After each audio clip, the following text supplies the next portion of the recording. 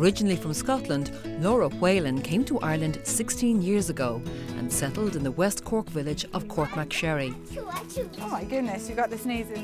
Mother of 5, she started making dolls for her own children and soon became involved in making healing dolls for adults who have suffered trauma and loss. Oh, wow. They're beautiful. A year ago, she set up the Babog project, which, with participation from the public, hopes to commemorate all the children who died in Ireland's mother and baby homes. And what gave you the inspiration for this project?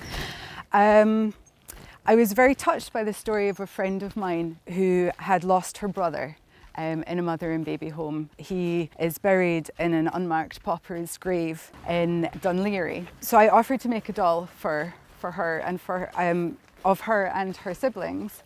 And while I was making Stephen's doll, I cried and cried and cried. And I thought that every baby who died in this way should have somebody hold them for these couple of hours while they make something for them. So that was the first doll. And then I decided to make a doll for every baby, and without realising how many it was. So I did some research and realised that it's estimated there are about 6,000 babies who died in Ireland's mother and baby homes. And that's when I realised it was going to become a project, that we needed help to do this, yeah.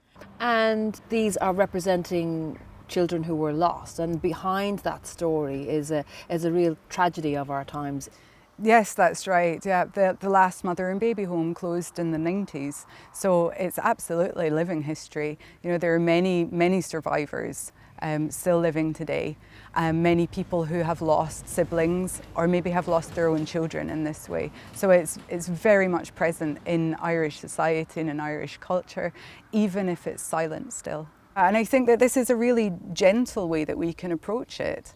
It's a really gentle way to say this, to acknowledge that it's happened, and to send a lot of love there where there really needs to be a lot of love sent. Laura, when people hear about the Babog project, how can they get involved?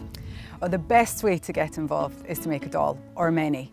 Our only requirement is that they're small enough to fit into the palm of your hand, so they can be made in any way. They can be sewn or knitted or crocheted or knotted or carved or sculpted in any way.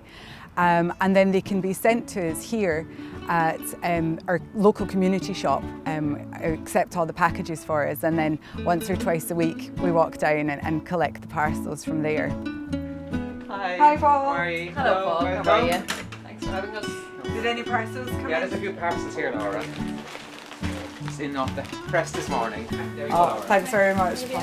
Oh, thank you very much, Anne. Thanks, Paul. See you again. Bye. Thank you, Paul. Thank you. To support the Babog project, Laura gets dolls sent from all over Ireland and even from further afield. We've had some from France, from Germany. Actually, Alaska was the furthest one came from. Wow. Yeah. Ah, look.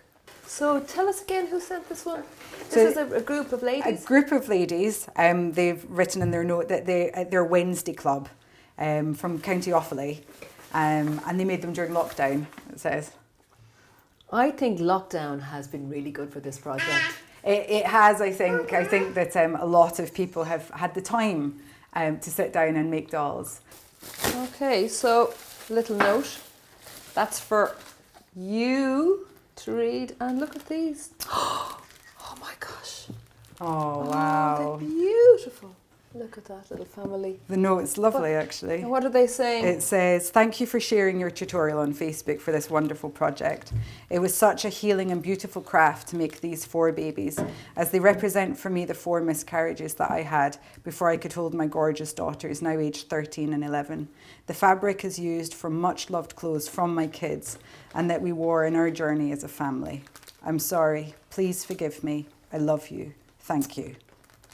Very heartfelt, isn't it? That's so beautiful. Each doll, each Babog has its own story. To promote the Babog project and to encourage people to make their own dolls, Laura runs regular workshops where she shares some of her doll making techniques.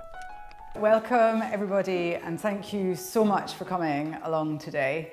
I'm Laura and I'm going to do the workshop with you and teach you how to make a babog. What I'm going to do is I always start the workshops by reading a piece of poetry prose that I wrote. Just under Ireland's skin, in a shallow grave, is a wound so deep it runs to the core of this land. It is filled with red pain, suffering, shame, hate, fear. It runs throughout the whole country, silently touching every man, woman and child. It is a wound torn through hearts by a people who for centuries have been told that who they are is wrong.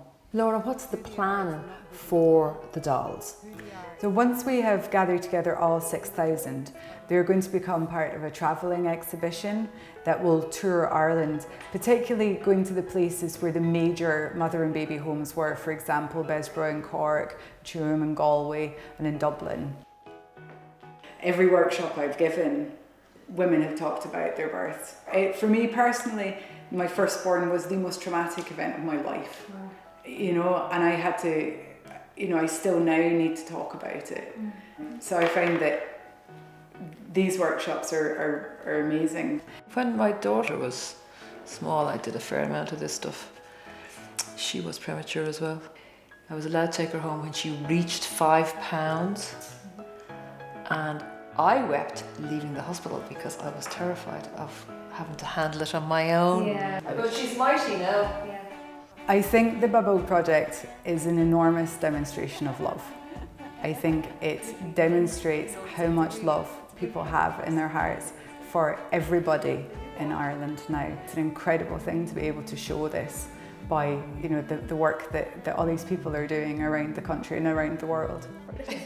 Oh wow, it's gorgeous and beautiful, super. So gorgeous. So this bit, Sweetheart lips. Well, with the ladies here, I have rediscovered a little bit about the craft of stitching, and this is my baby here. I've named her Emma.